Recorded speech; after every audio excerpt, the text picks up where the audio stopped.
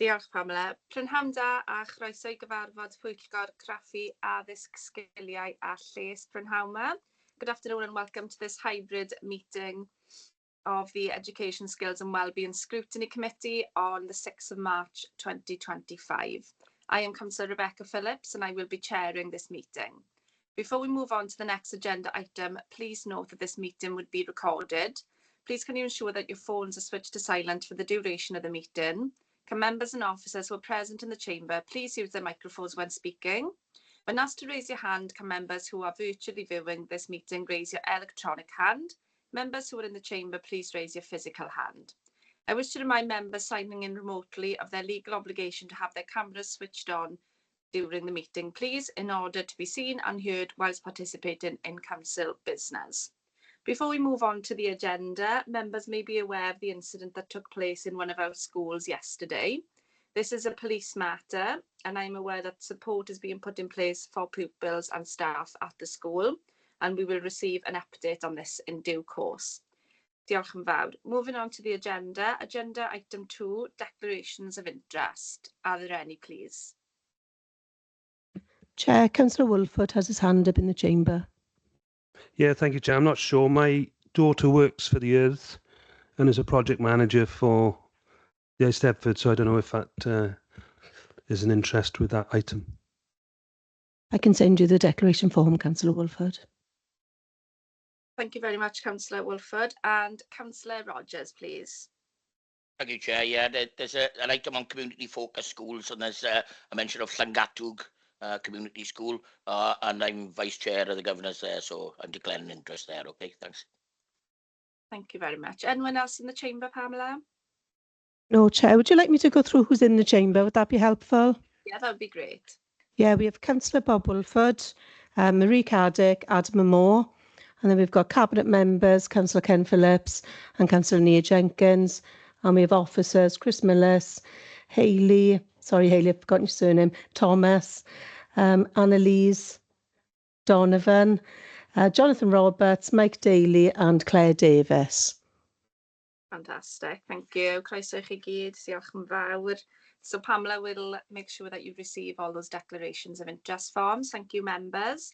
Moving on to agenda item 3, minutes of the previous meeting. You'll see the minutes attached at pages 5 to 24 of the agenda pack. We will take the 2 sets of minutes together. If you feel that these minutes are an accurate record of the meetings, can I please have a proposer and a seconder?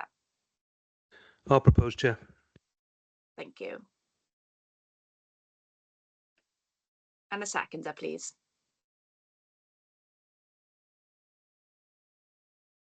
I second that, Chair. Councillor Keogh. Diolch yn fawr, Councillor Keogh. If members do not indicate to the contrary, then I will take it that these minutes are approved. Chair, those minutes are approved. Diolch yn fawr. Agenda item 4, to consider items from the Cabinet Forward Work Programme. We will now move to consider the reports as selected by this committee for consideration. 4A, Pontardawe Swimming Pool Feasibility Study. This is a verbal update. Can I please hand over to Chris Saunders? Thank you. Thank you, Chair. Yeah, apologies, I'm not in the chamber today, so I'm online. So I will, as agreed with you, really, I'll try and give you as an up-to-date proposal, an update of where we are in terms of the Pontardawe Swimming Pool feasibility plan. I last met with the consultants about 2.5 weeks ago, so I'm slightly out of date, and I've just come back from annual leave. So I'll give it to you as far as I know it at this moment in time. So if you remember, sort of cast your minds back to this time last year almost, when we had to make that difficult decision to close Pontardawe Swimming Pool on health and safety grounds. We agreed at the time, or we were asked at the time, to do a feasibility study into, what a new pool for the area, for the valley there might look like, where it might be, and what it might contain. Just to be really clear, that wasn't because we had some funding available. In fact, it's absolutely the contrary. We don't have any funding available. But this is about getting us ahead of any funding rounds that might come forward. So The idea being that if we've got a completed feasibility study, you know, we've agreed a site, we've agreed what it might look like, and we've done a lot of the spade work ready for any future funding rounds that might come, whether that's whatever the next round of levelling up funding looks like, or whatever it might be. So that's the purpose, which is worth just reminding ourselves of that. We went through a procurement exercise in the autumn for it. Took quite a long time actually to go through that exercise, and a company called Austin Smith Lord were appointed. They actually had a really strong bid. Really pleased to get them on board, and they've done quite a lot of work in the area. They're architect led, which was quite important, which scored better and actually worked better for us. Architect led with a sports consultancy informing them and working with them. So that sort of mix worked really well. And you know, amongst the team, they've done a lot of schemes in Wales and across the UK. Actually, I was just rereading their CV earlier, just to bring myself up to date. And you know, Cardiff Met Sports Complex, Carmarthen Sports and Facility Wellbeing Complex, Swansea Bay Uni Sports Park Master Plan, and say plenty of other sites around. So they've done a lot of work, and they know the area well. So that was important for us. As part of the feasibility specification, we asked them to look at 4 potential sites. Or up to 4 potential sites. We left it quite open of what they might be. After having a couple of meetings with them, we've asked them to specifically look at the existing swimming pool site. Asked them to specifically look at the leisure centre site. We've asked them to look at a town centre site that's just along from the library and the Pontardawe Arts Centre, between Old Foundry Road and Terrace Road there, but that's not in the council ownership. So it was a vacant site, but it's town centre based, but it's not in the council ownership. And then we've also asked them to go through the revised local development plan candidate sites, just to see whether there are any other potential sites in the Swansea Valley area that would lend themselves to a pool. And sort of left that very open for them to sort of have that interpretation. We've asked them to do a bit of a SWOT assessment on each of those sites and score, you know, so that we can sort of then develop a sort of favoured option in terms of what that facility mix looks like. So I haven't met them for a couple of weeks. When I last met them, it was leaning very heavily towards the leisure centre site as being the sort of the strongest site within that scoring, but that might have changed over the last couple of weeks. So I would take that with a slight pinch of salt, but that's certainly where it was leaning a couple of weeks ago. Once we've agreed with them, you know, that sort of favoured site, let's say that'll be a very sort of through a scoring mechanism, so it'll be a very sort of data-driven piece of work. Then we would ask them to build that up into, you know, that facility mix, whether we got for example, a 4-lane pool, a 6-lane pool, an 8-lane pool, add a classroom facility, a dance studio or a cafe or whatever else that might be. And clearly those options are slightly different depending whether it's a standalone site or whether it is a part of an existing site. So if we were adding it to the leisure centre site, then, you know, the need to add on additional studio space or additional cafe space or reception space is obviously reduced, which is probably why it's starting to score a bit better, obviously. So that's kind of where we are at this moment in time. I'm expecting them to report back towards the end of April, which is in line with the timelines that we previously agreed, and I'm sure we'll come back and update you, you know, when we've got the more detailed feasibility report from them. But that's probably about as far as I can go at this stage, and I hope that's helpful. Yeah, thank you for that, Chris. Appreciate that verbal update. In terms of the process, just for Pam to make a note as well, obviously we do want this to come back to us as soon as we've got that information as well, just for us to have sight of the full report. In terms of public consultation moving forward, Chris, do we have further information on that? No, we haven't asked the consultants to do any public consultation on this, because this was very much around, what's feasible and what a facility mix might look like. So I think we would do that at any next stage, whatever that might be. Obviously there would be a planning stage, whatever would happen. So that wasn't something that we put in the specification now. And actually, we've sort of really limited them in terms of the engagement with clubs and things like that as well, because otherwise we'd have ended up probably spending a lot more money on the feasibility. This is very much about what the area needs from the data that we've got and where is feasible to build something, so that we're sort of narrowing our options down. Yeah, but obviously we're going to consult with the public at some point. Yeah, and as I say, we are a long way off agreeing building something or funding building something. This is just a sort of first stage to that. Yeah, of course. Thank you. Members, any questions, please? Councillor Sonia Reynolds, please. Thank you. Sorry, I've got no sight on the chamber at the moment. My Teams is playing all sorts of weird games on me and I keep getting thrown out. So if I disappear, I'm sorry. I'm interested in why, when there had already been a site identified and there was a plan and there was going to be a pool near the leisure centre, a lot of money is being spent to re-identify that site, and I'm concerned about that. I'd also like to be sent the full name of the consultancy doing the work, please, so that I can take a look at them. On what's just been given, I can't bring anything up on Google, so nothing's showing up. So I'd like to be able to look at this organisation. So I'd like to see that name. Thank you. So I can send you the name.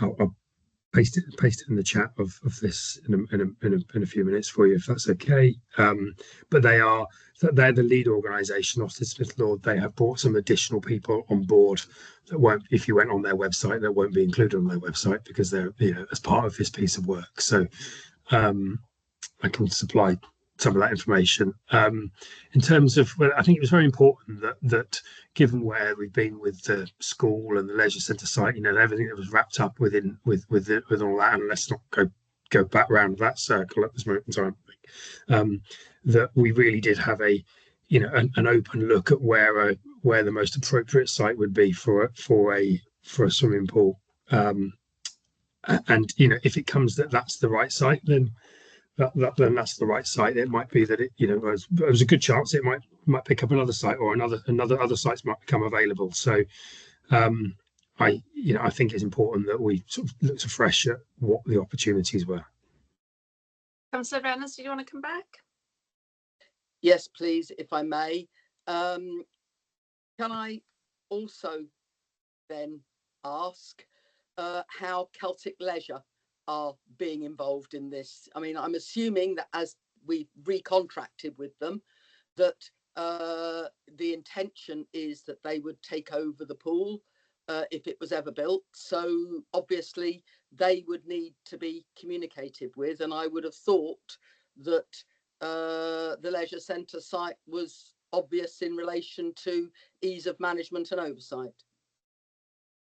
So Celtic are involved in some of the meetings that we're having with them, absolutely, and it's important that that's the case. So I'll give you an example of actually where they've been able to help us, in that when we're looking at some of the costs for running a site, if you're running a standalone site, then it's probably slightly more expensive than running a mix-up, because you've got an additional manager, an additional duty manager, and all the different additional reception staff. So they've been really useful in supplying staff structures and data, actually, to be able to for the consultants to be able to sort of draw out what those difference in costs might be. Just one example. There's a number of them there.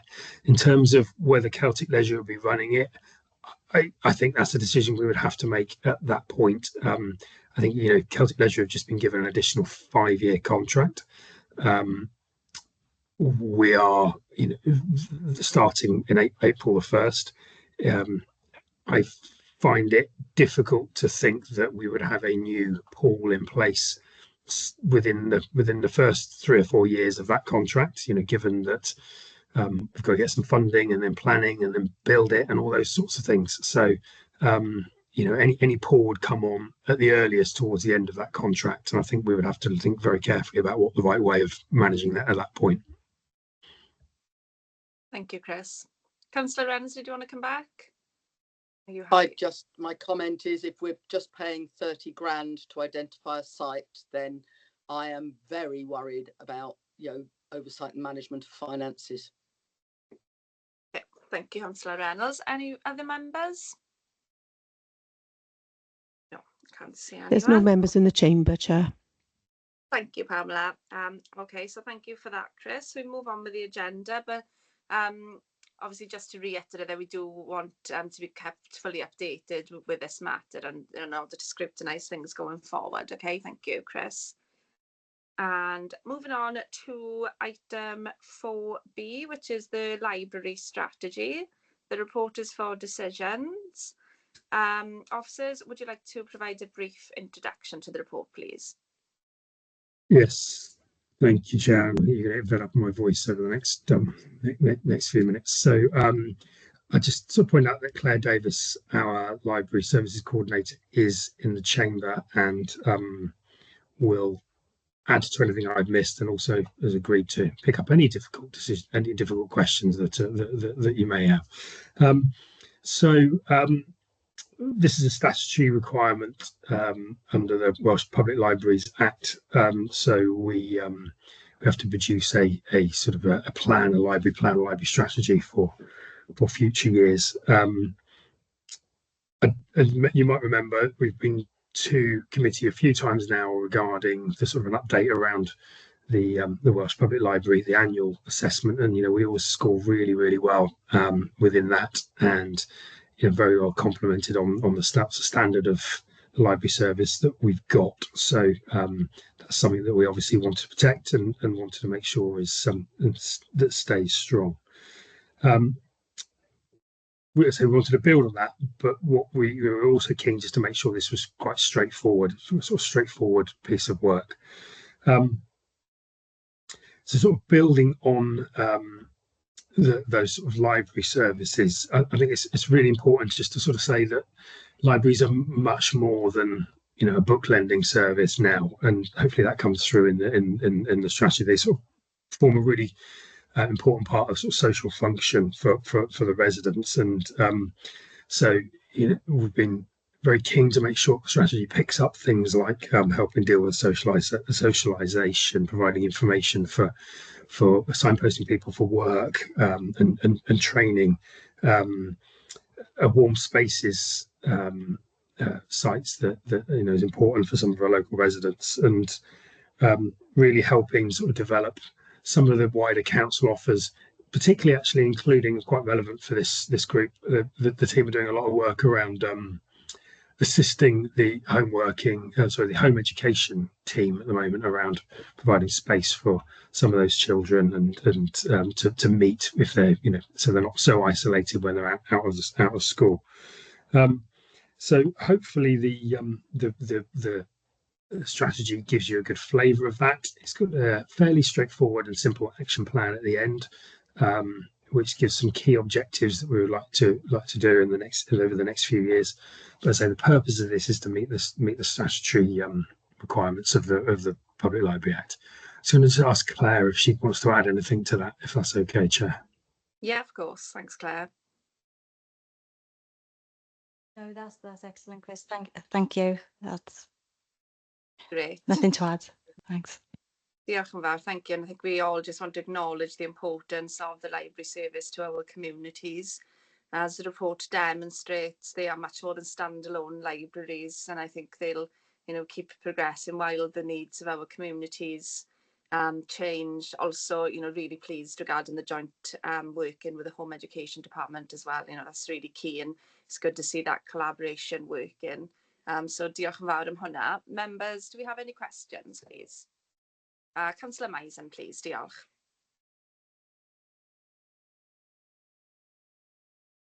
Diolch yn fawr, Cadeirydd. Yes, just any update on the relocation of the Talbot Library? We've been talking about this since 2017 because apparently the Bravo Shopping Centre, the rent to them is quite high. And it's been going on for the last sort of 8 years. And I noticed it says this will be carried forward into the current strategy. When have we got an update on it? I think not really is the answer to that. You're right. The Aberrowden Shopping Centre, I think we've got correct me if I'm wrong, Claire, is it a 5-year agreement or a 7-year agreement? I think at the moment with them, the costs went up considerably actually last time around. It wasn't so much the cost of rent; it was the sort of service charge costs actually that went up a lot. And actually, that's something we want to have a look at. There are some sort of ideas being floated around. Nothing I would really want to pick out here, but when we're ready to come and have a conversation, we will do on that. Thank you. Councillor Hurley, please. Yeah. Oh, sorry, just to add, I think it's obviously complicated by the left bid with the Princess Royal as well, because obviously that's going to affect accommodation massively. So at this point, it's up in the air until that's completed, because there's sort of moving about as the works go on there as well. Ridian, thanks. Thank you. Great, thank you. Diolch all. Any other questions, please? There's no further questions from the Chamber, Chair. Thank you. The recommendation is listed on page 26 of the agenda pack. I'm happy to propose. Could I please have a seconder? Happy to second, Chair. Diolch yn fawr. Can members please indicate if they wish to abstain? I can see no abstentions, Chair. Members, if you do not indicate the contrary, then I will take it that this decision is supported to Cabinet. Chair, I can see no indications to the contrary, so this recommendation is supported to Cabinet. Diolch yn fawr. Agenda item 4C, International Eisteddfod 2025, and I hand over to Chris for a verbal update, please. Diolch. Thank you. There is a report due to go to Cabinet on the 19th of March. The reason for doing a verbal update was because I wasn't very confident that I would have a report ready for you for today. So hence doing the verbal update. I can talk to the report that we've drafted, if that's okay. So the purpose of that is to sort of update members on the process of the Eisteddfod at Margam Country Park and just agree that sort of final budget. We've had some really good progress actually over the last sort of year, 18 months or so, with working with the Earth around the event. And I'll just go through some key achievements actually to date. So I'll sort of read these off to you if that's okay. So 700 additional members from the local area, including MPT and Swansea, that sort of West Glamorgan area, have registered to compete. Neath Talbot has the highest number of competitors throughout the whole of Wales at the moment. The registration as a whole has increased this year. So that means more children will take it through to make it through to the nationals, which should increase the number of attendees and potentially the number of overnight stays, which is important for us as the local area and the local economy. There's been a really big increase in Welsh learners from the West Glamorgan area, so MPT and Swansea registering to compete. So that figure's gone from 20% of all regional competitors being Welsh learners to 31% of competitors being learners. So that's again very, very positive. And actually we sort of attribute that largely down to the achievement and the links made through the shared prosperity funding with the work through the Welsh learners, and so that really helps us leave that ongoing legacy that we were very keen to do when we accepted the invitation to host the festival in the first place. And competitors in Neath Talbot area from low-income backgrounds has increased from 20% to 22%. And whilst that's a small increase, it's significant in terms of operating and maintaining those opportunities. The local organising committee, and they were formed locally, and they've made really good progress on fundraising, which I think is their real purpose, and also engaging with local schools, and that's chaired by Laurel Davis, one of the heads from I think he's up on top of the Swansea Valley on the schools up there. A lot of involvement, I know, from council officers, from councillors, but also from members of the community as well. So it's certainly been well understood that this is a really significant event for us. So the other thing, just to add to that little bit, is that we have been doing a lot of work across council departments to make sure that this isn't just an event, a festival that's seen by my team. It's something that's engaged with across the whole education sector. It's engaged with through our economic development colleagues, and numerous other sites, corporate comms, for example, making the most of the opportunities that it's going to give us. And those meetings have been held on a monthly basis, and they've been chaired by Councillor Jenkins as the portfolio holder for education. So they've been really, really worthwhile. From an event organisation process or standpoint, the safety advisory group, I think, is due shortly for the event. It might have even happened actually in the last couple of days, but it's certainly over the very near term, and that'll pick up a lot of the the safety issues. There's probably a couple of risks just to highlight. One is that we get a downpour of weather through March and April of wet weather, and we end up with incredibly soggy ground. Actually, we had that last year.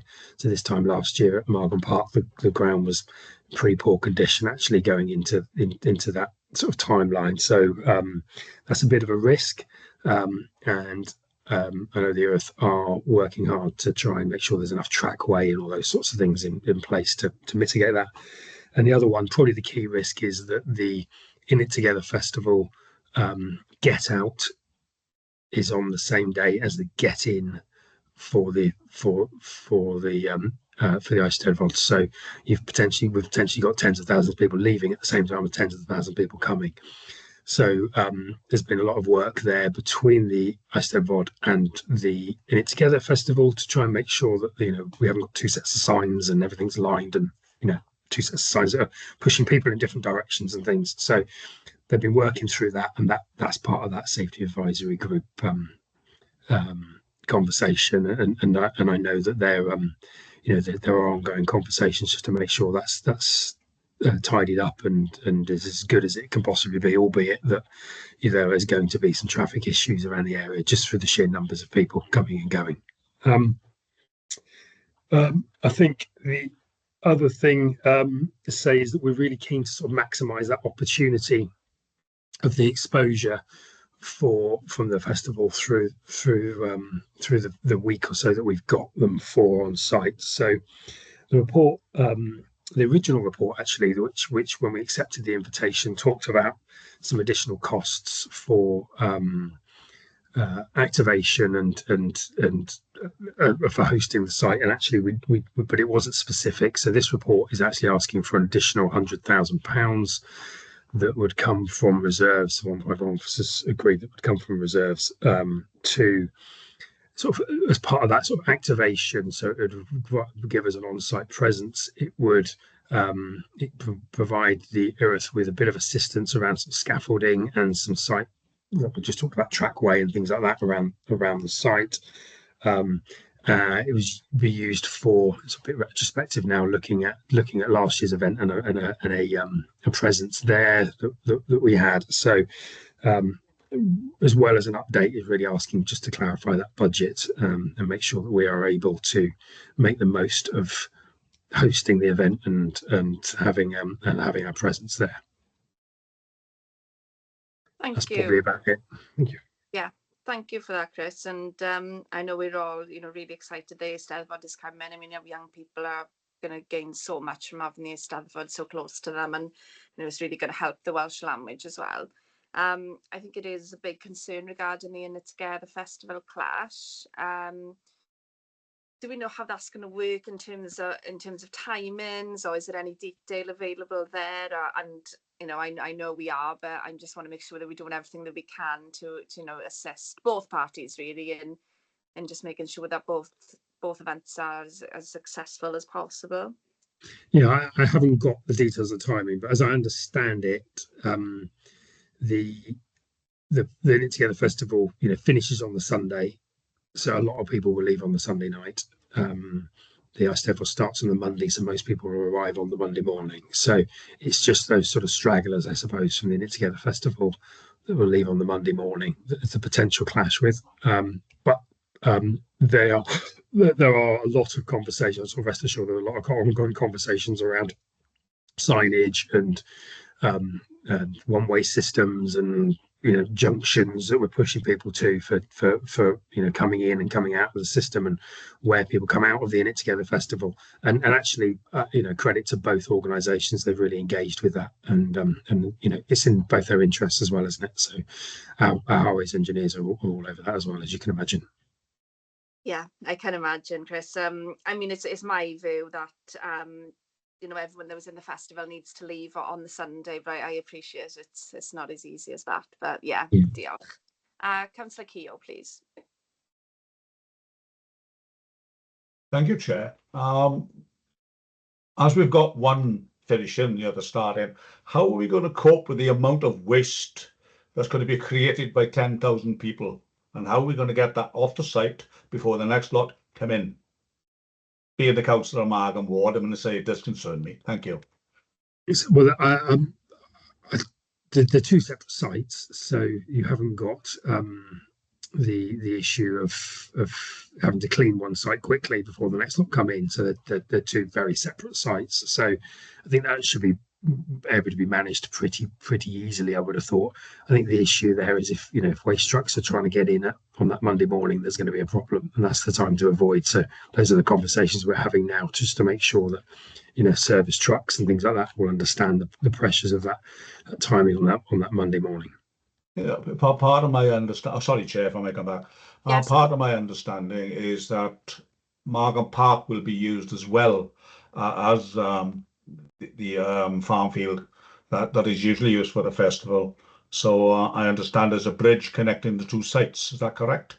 No, that's not correct. No, but I think that was in the offing in the beginning. So forgive me if I'm not up to speed. Thank you. So what you're talking about there is what might happen in a few years' time, potentially, with a following wind and an agreement between the two. There have been a few sort of very tentative discussions about whether the In It Together Festival could make use of Margam Park in that way, but that they are really very tentative and nothing, certainly nothing this year.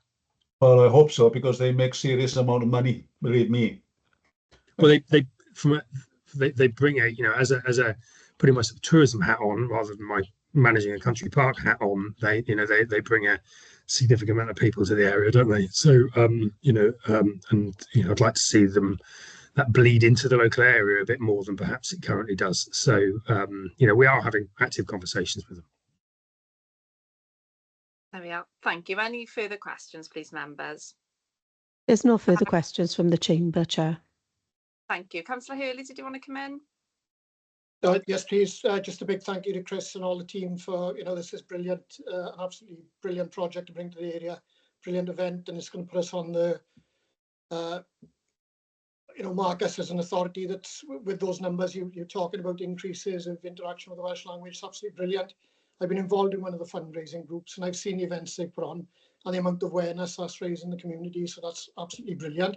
Just a couple of things. After obviously having children in the Welsh school and travelling to many Eisteddfods across Wales, one of the biggest things and most enjoyable things as you drive in there, you pass the the signs put out by each individual village on the routes. So I'm wondering whether we could send out to all our councillors in that this is part of the festival, those are signs on junctions and whatever, you know, welcome, whatever. So if we can put that out.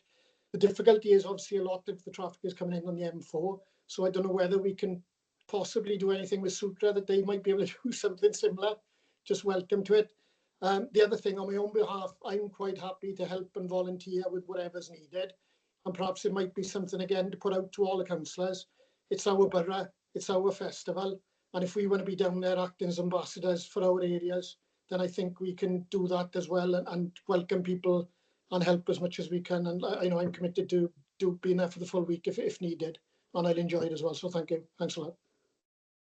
Fantastic. Diolch, Jeremy. Do you mind if I just come back on that? Yeah, of for course. a second, Chair? Just to say that I just really thank Jerry for the fact that I just it is a really, you know, very much a council-wide thing. It's not just me and my department. You know, everybody else has been involved in this. So I'll just make that. I'll take that back regarding the signage. Something I've given any thought to. So I'll bring that up at the next at the next meeting.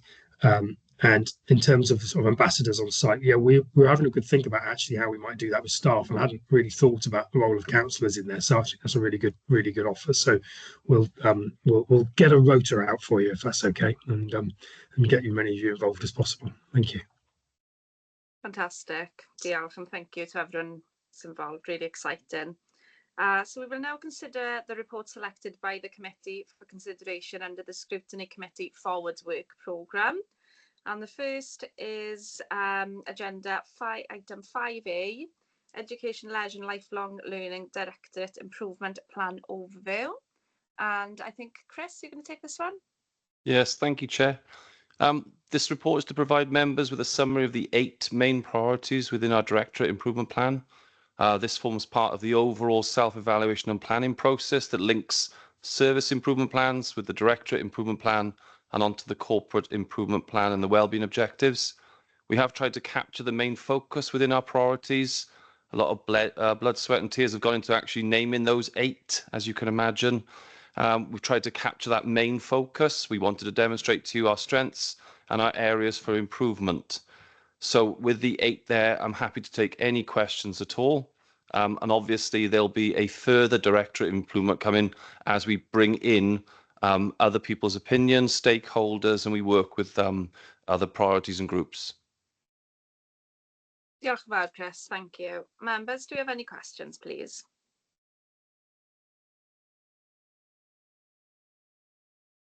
There's no questions from the chamber, Chair. Thank you very much. I think we're all happy then, Chris. You got off lightly there. Diolch yn fawr. So the report. The afternoon's still young, Chair.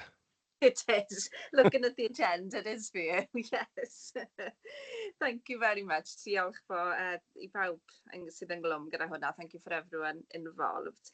And moving on to agenda item 5B, which is support visits by education support officers in schools. And back to you, Chris, please.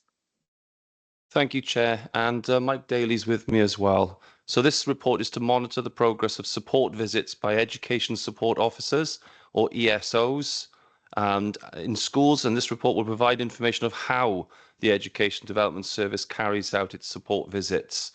It doesn't capture everything, Chair, because a lot of additional support goes into support in our schools. I think that's been proven over the last few days. So if there are any questions, Mike and I are happy to answer them. Obviously, every school gets an allowance of visits, but within Neath Talbot family, if a school needs more, they get more. Thank you, Chair. Yeah, that's good to hear. And just to say, I mean, looking at the ESOs that we have, we've got to have some of the best in Wales. I have to say they're fantastic, and the support that they give to our schools, I know, are making a real difference. So if you could, you know, feed that back on behalf of the committee as well. Their work is really, really important and much appreciated. Do we have any questions, please, members? There's no questions from the chamber, Chair. Fantastic. So this report is again for noting. Moving on to agenda item C, elective home education service. This report is again for information. And can officers please provide a brief introduction? Thank you. Diolch. Certainly, thank you, Chair. And I have Hayley Thomas with me as well. So this report is to provide members with information and data in relation to Neath Talbot's EHE or elective home education service. Elective home education is a term used where a parent or a carer decides to provide home-based education for their child instead of sending them to school. Under Section 7 of the Education Act of 96, it stipulates that the parent or carer has got the legal right to home educate their child. We have approximately 460 plus children on our register at the moment, spread over approximately 34 wards. Hayley and I are happy to take any questions regarding this paper. Lovely, thank you. I do have a councillor who indicated in pre-brief, which is Councillor Rogers, please. Diolch. Many thanks, Chair. Can I start by thanking Chris personally?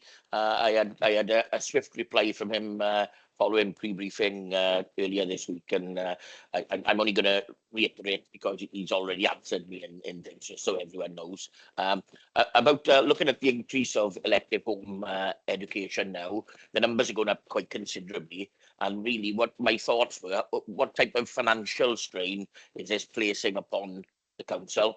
And having had the response, what about the managing of the staffing and making sure we're covering them all, obviously, because going into the future, the way the graph's going, we're going to end up with more and more. Is it going to put a big strain on us in future years? Thank you. Thank you for the question. I'll answer that one because the person that does pick up the strain is sitting on my right. And Hayley does oversee EHE as well as other things. So the grant from Welsh Government covers about £95,000, of which the young people have access to as many resources that they deem fit that we think are suitable for EHE. Any surplus money is obviously used to offset against staff wage in line with what the grant allows us to do. Where there are gaps or additional support is needed, Hayley steps in and supports the officers that are supporting those young people. It is an ever decreasing and increasing circle. One day it's this amount, the next day it's the other amount.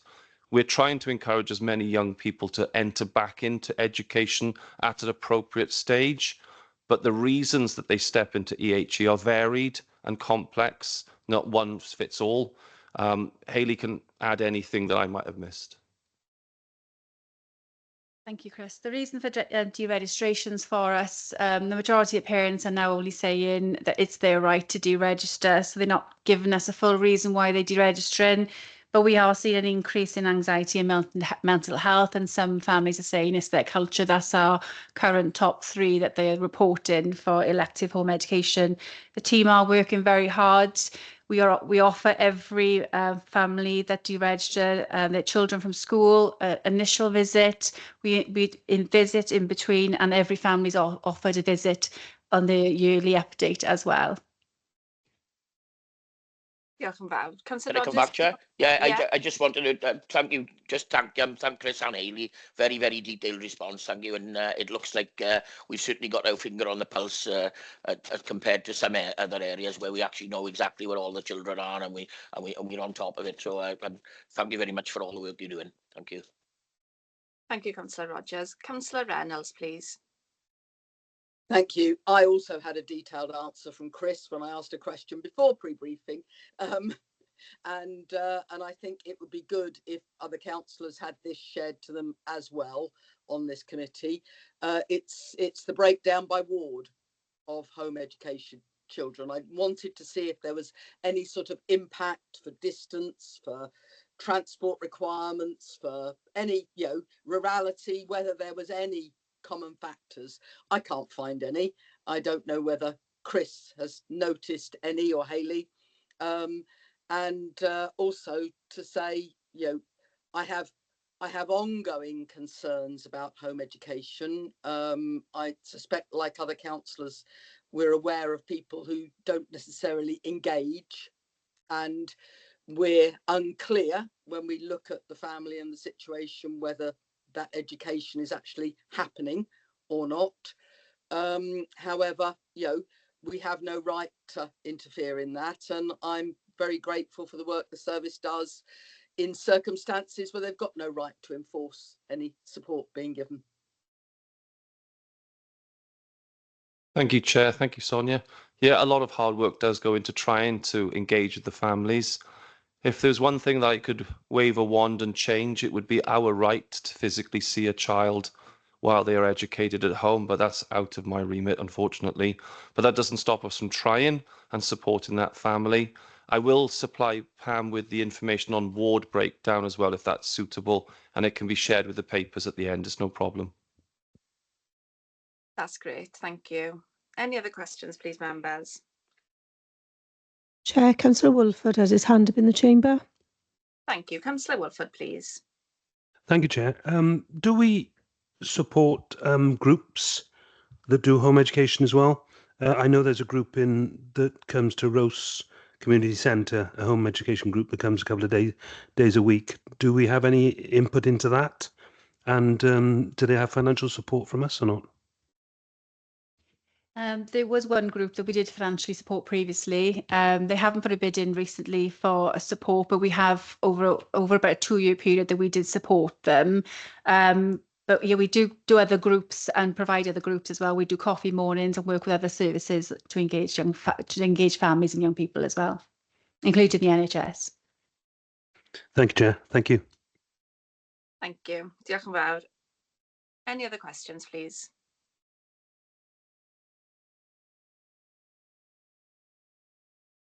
No further questions from the chamber, Chair. Thank you very much. This report is for noting. So we move on to agenda item 5D, Education Safeguarding in Schools Update.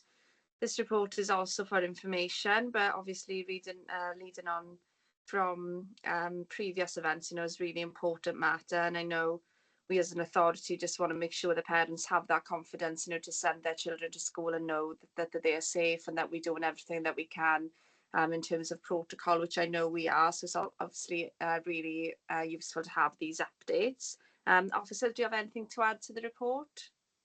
Yeah, thank you, Chair. Obviously, the report is to provide members with information and updates to the work involved in supporting safeguarding arrangements in schools. It is a complicated and complex issue. Safeguarding is a phrase that we use to catch all, and it's a multitude of subject matters, from child protection to first aid, site security and training. When I'm interviewing heads and deputy heads for a post, one of the questions I do like to ask is, can a school be ever truly safeguarded? And the answer is no, it can't, but it shouldn't stop you from trying. And I'm very proud of the team that we've got and the school-based staff that take safeguarding as a priority day in, day out, 5-7 days a week. So safeguarding is complicated, and I wanted to extend my thanks to the officers that deal with some very difficult situations day in, day out. Annalise is with me now, who's my education safeguarding officer, and she again oversees a very, very small team of 2 to make sure that we support as many of our staff and pupils as possible, and goes above and beyond, as all my officers do. Annalise, is there anything to add? No, not at this point. Anything to add? Thank you. Thank you very much. And yeah, we reiterate that. Obviously, thank you, Annalise, and the small team that you have there. I see Councillor Reynolds, please. Thank you, Chair. I was just one of the things this made me think of is that a couple of years ago, perhaps a bit more than that, time slips past so quickly and quicker as you get older. But we had a report that came to Audit and Risk Committee about school DBS checks and the fact that they were slipping really badly and not keeping up with DBS, and that went on for a couple of years, an issue that wasn't being resolved, wasn't being sorted. Can Chris or other staff mention if they have any knowledge about how that stands at the moment, whether schools are managing to stay up to date and work's being done so that DBSs are constantly updated as they need to be? I can take that, Chair. So as part of our peer review and safeguarding audits, we do check DBSs within offices. Also, the audit system that's run within the local authority checks DBS as part of their step-by-step process. I've significantly seen an increase in the amount of professional DBS being monitored, supported and checked. So you are right, Sonia, it was an issue going back 8-9 years ago with certain schools had let it slip completely. It is picked up by audit, it is picked up by us, it is part of the training at all levels especially that Annalise does the training for the designated safeguarding person, and not just the DBS side of things, but references as well. We did feel at one point that references weren't being followed up properly, and they were taken as read when they received them. So a lot goes into the training now to make sure that not just school-based staff, bursars, PSOs, and other members of staff are aware that a DBS is needed. Thank you. Diolch yn fawr. Any further questions, please, members? There's no further questions from the chamber, Chair. Thank you very much. This report is also for noting. Moving on to agenda item 5E, community focused schools. This report is for information, and have officers got anything further to add, please? Yeah, thank you, Chair. It's an exciting topic. I've brought John with me because there's nobody more excited about community focused schools than John. I am going to limit him to a 1-minute review summary because I'm conscious that Friday's just around the corner. But we are helping to design, develop and pilot innovative ways of supporting schools. Again, I got to thank the staff involved with working with our schools on this. It's a strong development of partnership with families to respond to the need of the school as a community, not just a building somewhere in our estate. And we collaborate well with other services to give that holistic approach. But I will tentatively hand over to John for anything to add. Thank you, Chris. Just very, very briefly, we've just come to the end of the first phase of the grant funding. So we've done a piece of work where we are reviewing and evaluating the progress we've made. Welsh Government have indicated that they're going to extend the funding next year to take us up to the Senedd elections, but they won't commit post-Senedd elections. But the sort of feeling is that there will be a longer term piece of work here to be done with our parents and our pupils and our families and our communities. Some of the work we've been doing has been recognised nationally as well by Welsh Government as being innovative, and we're going to be part of a couple of case studies, and some of our schools have already been highlighted as sharing good practice. So I think the comment that I'd like to make is how well schools have received the community focused approach, how well we've engaged with many of our communities, and particularly lots of our service providers and parents and community partners in this process. We're running in the Llangatu cluster communities of practice, and we're having over 70 agencies turning up in community centres to talk about how we can best serve and support our families in most need within our communities. And there's a real recognition among school leaders in Neath Talbot around the importance of engaging with parents and our families and our communities as a way of co-constructing and developing education for our most vulnerable learners. So really excited and looking forward to the next phases as we progress within an authority and just growing that expertise. And, so all I can say is, thank you to yourselves for showing interest, and those of you as governors who've attended our sessions, you've shown interest as well. So, long may it continue, and we hope to grow this approach. Thank you. Diolch yn fawr, and yeah, it is really exciting, and it's kind of going back in time a little bit, isn't it, and bringing more of a focus to the community, and yes, really, really good news. The only thing that I was a bit concerned about with my governor hat on was just the line regarding to recruit and upskill an additional team of 8 FEOs, which is great. And then staff members within school structure will be encouraged to apply through secondment. Now, the word secondment always worries me. So I just wanted to know what the impact would be on the schools, and I'm assuming in this case the staff would stay within the school structure.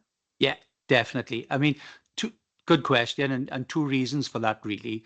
First of all, we've tried both approaches, really, where we've had people who have already had posts within the school who've taken on the role of a family engagement officer, and other occasions where we've employed people from outside. What we found is that people from the inside tend to have a better understanding of the school and the community and a better feeling for it. So where we've seen the best success is when the school has suggested people to move forward. So what we would do is provide the funding to the school to allow them to infill in the budget, to release that member of staff, and then to employ somebody else. So I think that's the way we've sort of seen it. Where we haven't been able to recruit from within schools, we then advertise from outside. So that's the sort of way we're doing it, really. Thank you. Thank you very much for that. Members, do we have any other questions, please? No. Chair, there's no questions from the chamber. Great. Please keep us updated. It's always nice to have some good news in front of the committee. So diolch yn fawr everyone for your work on that. This report is also for noting. So moving on, we will now consider the performance monitoring report on the Scrutiny Committee Forward Work Programme. 6A corporate plan Q3 performance monitoring. The report is for information. Do officers have anything further to add, please? Not on this, Chair, but I'm happy to take any questions relevant to my area or find out the answer if it isn't. Thank you very much for that, Chris.